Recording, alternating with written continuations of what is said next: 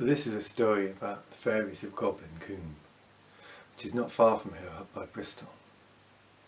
And this is from quite a long time ago, when the belief in fairies was widespread about this place. And the fairies were believed to be magical creatures of the other world. Sometimes good luck to those that meet them, and sometimes bad. And whether you had good luck or bad luck depended on what kind of person you were, as this story will tell you. Now so it was that there were some little children who'd gone up to Goblin Combe from the nearby village to pick flowers.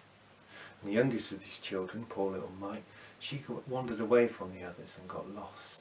And realising she couldn't find her friends and she couldn't find her way home, she got upset and wandered through the woods for ages, till she wandered down into the combe, down against the rock face. And there she sat with her flowers in her hand, crying and crying and crying.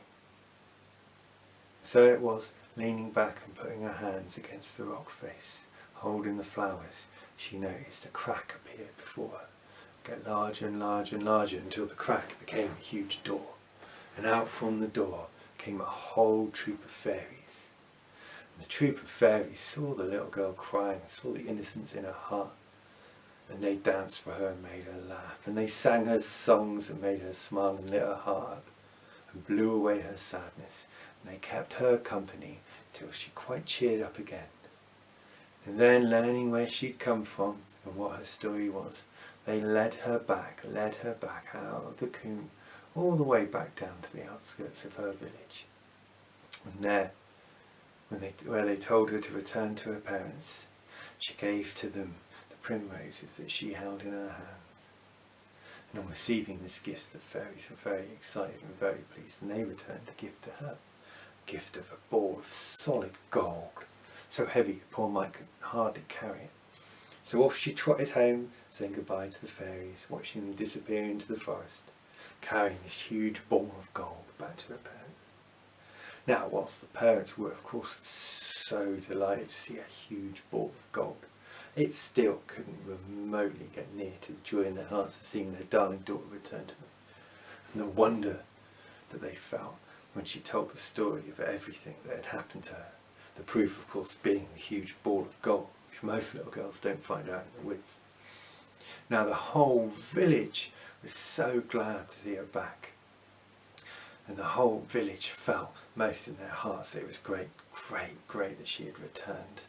The ball of gold once again being a wondrous story, but a second only to the fact that the darling little girl had returned home. The whole village felt this, except for one person, and that was the village conjurer. In those days every village had a conjurer, and some were good and some were bad. This conjurer was the worst. He was the kind of conjurer who would curse the nose off your face for half a penny. He was the kind of conjurer who couldn't hear of a good deed done, that didn't think it was a waste of a chance to do a bad one. Now this conjurer, he heard the story and he didn't care about whether the little girl had been lost or been found. He really didn't care about the ball of gold for how much money it was. Oh no, he cared most about hearing where the doorway to fairy had been found. For he knew that the fairies had so much magical power that they could gift it to a mortal, that any conjurer who did a deal with the fairies could receive a gift of so much power and magical knowledge that he could set himself up as the most powerful conjurer in all the land, control all the villages around him, do all the evil and mean deeds he wanted to do without any comeback from anyone.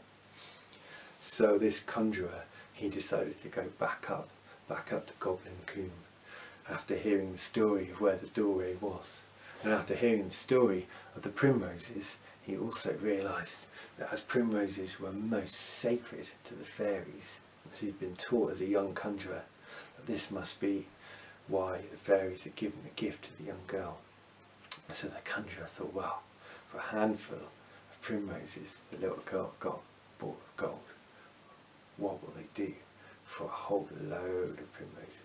So he marched back up there, up to Goblin Combe. He ripped up every primrose he could see, thinking how happy the fairies would be. He tore up nearly every primrose in the place.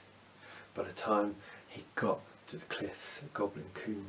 His arms were full of primroses, so he couldn't knock with his hands. Instead, he kicked and he kicked and he kicked against the door, kicked against the cliff, waiting for the doorway to open. And as he saw it open a crack, he gloated in his dark, dark heart about all the power he was about to receive, about all the evil, dark and mean things he could do with this magic. And he said, "Fairies, fairies, open up, see these primroses I've pulled up everywhere for you. Open up, fairies, open up and give me what I deserve." Now, I don't know if he got what he deserved from the fairies. I don't know if they gave him the magic that he wanted, or they took him inside and kept him from the world forever.